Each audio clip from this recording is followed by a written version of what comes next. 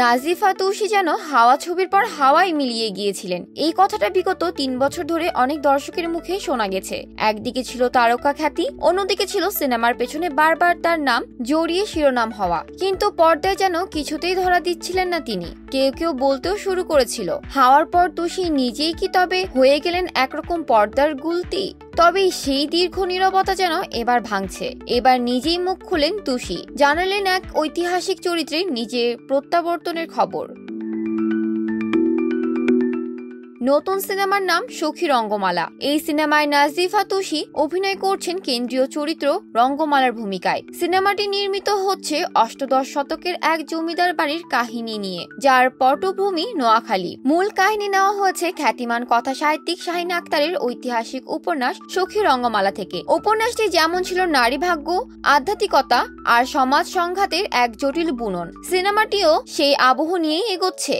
আর এই দুঃসাহসী প্রয়াসের পরিচালক চন্দ্রাবতী কথাখ্যাত এন রাশেদ চৌধুরী, যিনি সরকারি অনুদানে সিনেমাটি নির্মাণ করেছেন। নাজিফা তুষি জানালেন, চলতি বছরের ফেব্রুয়ারিতে সিনেমাটি শুটিং শুরু করেন তিনি। ইতোমধ্যেই এক লটের কাজ শেষ হয়েছে এবং সামনে আরেক লটে অংশ নেবেন তিনি। এই চরিত্রে কাজ করতে গিয়ে নাজিফা এক ভিন্ন ধরনের অভিজ্ঞতা অর্জন করেছেন বলে জানান। তার কথায় প্রায় ২০০ বছর আগের গল্প নিয়ে কাজ করা, তাও আবার একটা স্পিরিচুয়াল ধারা, একদম নতুন অভিজ্ঞতা। আমার মনে হয়েছে এই চরিত্রটা আমার করা উচিত। গল্পটা আবার নোয়াখালীর, আমি নিজেও সেই অঞ্চলের মেয়ে। এই জায়গা থেকে একটা আত্মিক টান তো থাকে।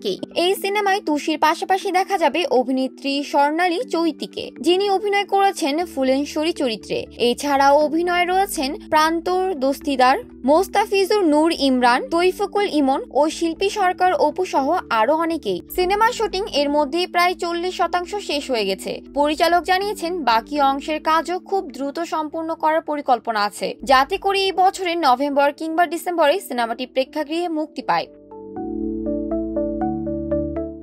যদিও এটা একটি অনুদানের সিনেমা, কিন্তু এর প্রযোজনায় রয়েছে এক ধরনের কাব্যিক দৃষ্টি। কস্টিউম, সেট ডিজাইন, লোকেশন সবকিছুতেই রাখা হয়েছে অষ্টাদশ শতকের আভিজাত্য আর গ্রামীণ বাস্তবতার নিখুঁত সংমিশ্রণ। প্রযোজনা দলের সূত্রে জানা গেছে, সিনেমাটির জন্য রঙ্গমালার ঘর, ফুলেশ্বরীর উঠোন আর জমিদার বাড়ির বিশাল চত্বরে বিশেষ সেট বানানো হয়েছে মানিকগঞ্জ ও গাজীপুরের কিছু ঐতিহাসিক লোকেশনে।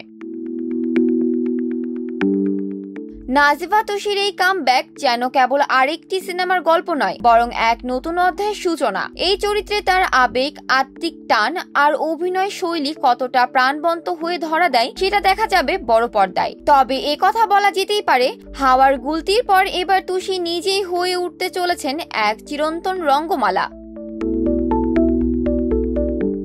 জান্নাতুল ফেরদৌস, শোবিজ 24, ঢাকা।